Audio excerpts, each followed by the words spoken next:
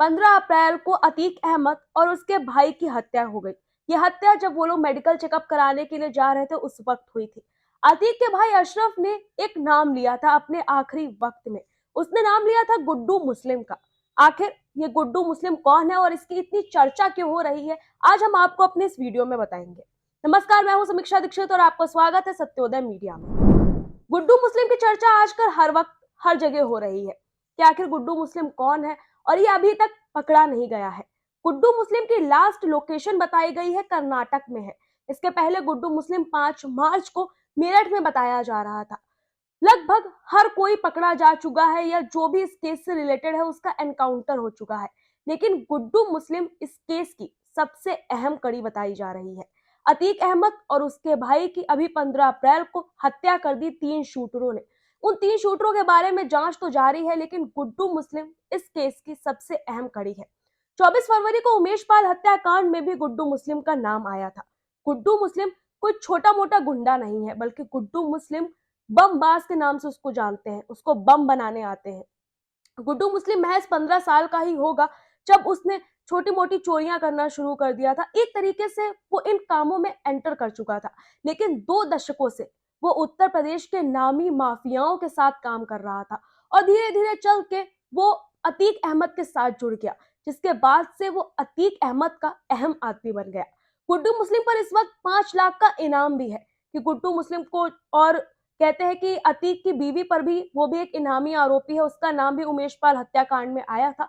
लेकिन फिलहाल इस केस की सबसे अहम कड़ी गुड्डू मुस्लिम है, क्योंकि गुड्डू मुस्लिम काफी समय से इन कामों में है। पहले तो गुड्डू मुस्लिम बिहार में काम करता था, उसके बाद वो उत्तर प्रदेश आया और उसने 1997 में एक गेम टीचर की भी हत्या कर दी थी। गुड्डू मुस्लिम का लिंक न सिर्फ उत्तर प्रदेश में है, बल्कि उत्तर प्रदेश के बाहर भी है।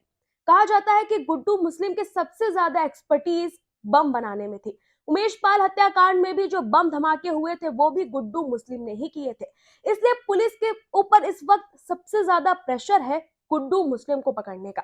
गुड्डू मुस्लिम को एक समय पर प्रकाश शुक्ला की परछाई कहा जाता था। प्रकाश शुक्ला की भी एनकाउंटर में मौत हुई थी और इसके साथ ही गुड्डू मुस्लिम का नाम कई माफियाओं के साथ जुड़ा। इन माफियाओं में कौन कौन शामिल है मैं आपको बताती हूँ। इन माफियाओं में सबसे पहला नाम आता है मुख्तार अंसारी का, वो भी इस वक्त जेल में बंद है। इसके अलावा धनंजय सिंह का नाम आता है, अभय सिंह का नाम आता है, प्रकाश शुक्ला का, जैसे मैंने आपको शुरुआत में बताया था कि उनका भी नाम आता है। तो गुड्डू मुस्लिम 2 दशकों से इन सभी माफियाओं के साथ काम कर रहा है। गुड्डू मुस्लिम को सब कुछ पता है कि किस तरीके से उसको कौन से काम को कब अंजाम देना है। 5 मार्च को गुड्डू मुस्लिम की लोकेशन बताई गई थी मेरठ में। मेरठ में वो अतीक की बहन के घर में रुका था। बताया गया कि वो अतीक की बहन के घर गया, बाकायदा उनसे गले मिला, काफी दिन आराम से उनके घर पे रहा, जिसकी खबर कानो कान किसी को नहीं लगी। लेकिन जब गुड्डू वहां से भाग निकला तब लोगों को पता चला कि गुड्डू मुस्लिम मेरठ में अतीक की बहन के यहाँ छुपा था। हालांकि इसको लेकर अतीक की बहन से भी सवाल किए गए थे, तो जब भी अतीक की बहन कैमरे के सामने आई तो कहते हैं कि वो रोने लगी।